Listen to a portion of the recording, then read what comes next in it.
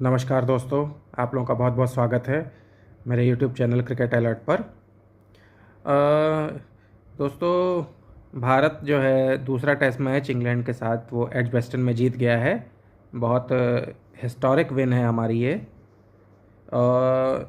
और शुभमन गिल, आकाशदीप और भी बहुत सारे खिलाड़ियों का बहुत अच्छा प्रदर्शन रहा है। लेकिन हमें इस जीत की वजह से जो इस टेस्ट मैच में जो कुछ कमियां हैं उनके ऊपर से हमारा ध्यान नहीं जाना चाहिए और उनके ऊपर भी बात होनी चाहिए। जो कुछ कमियां हैं, एक तो जो सबसे बड़ी कमी मुझे दिख रही है कि शुभमन गिल टोटल कंट्रोल में नहीं दिख रहे हैं। और एक बड़ी अजीब सी इंसिडेंट हुआ था चौथे दिन, आखिरी सेशन में। शुभमन गिल जब आउट हुए थे, शुभमन गिल जिस तरह से खेल रहे थे वो सिंपल क्लियर लग रहा था कि वो जल्दी से जल्दी अपना डबल सेंचुरी करना चाहते हैं।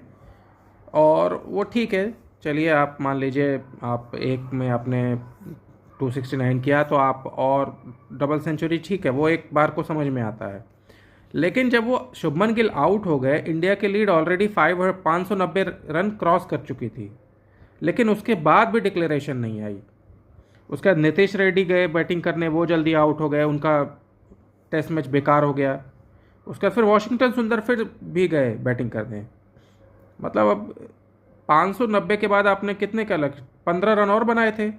मतलब तो इसका मतलब क्लियर था कि भाई शुभमन गिल को किसी की परमिशन चाहिए थी डिक्लेयर करने के लिए।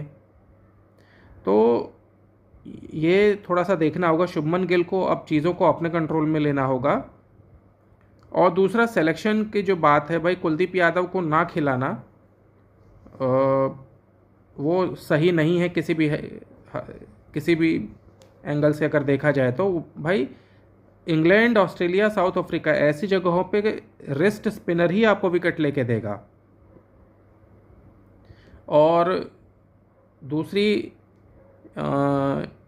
एक बात यह है कि भाई जो आपका डिक्लेरेशन का टाइम था, आपने मुश्किल से 105 ओवर छोड़े थे। वो भी तब जब ये था कि भाई बारिश आने का चांस था, और बारिश आई भी थी। पहला सेशन लगभग उसने वॉश आउट कर दिया था। लेकिन भाई इंग्लैंड में समर में दिन लंबे होते हैं तो ठीक है, आपको 10 ओवर का नुकसान हुआ था। और वही अगर इंग्लैंड की एक पार्टनरशिप अच्छी हो जाती तो आपको फिर लगता कि हाँ यार हमने गलत किया। भाई अगर आपकी लीड 500 हो गई है और अगर आप अपने बॉलर को 120 रन भी नहीं, 120 ओवर भी नहीं दे रहे हैं,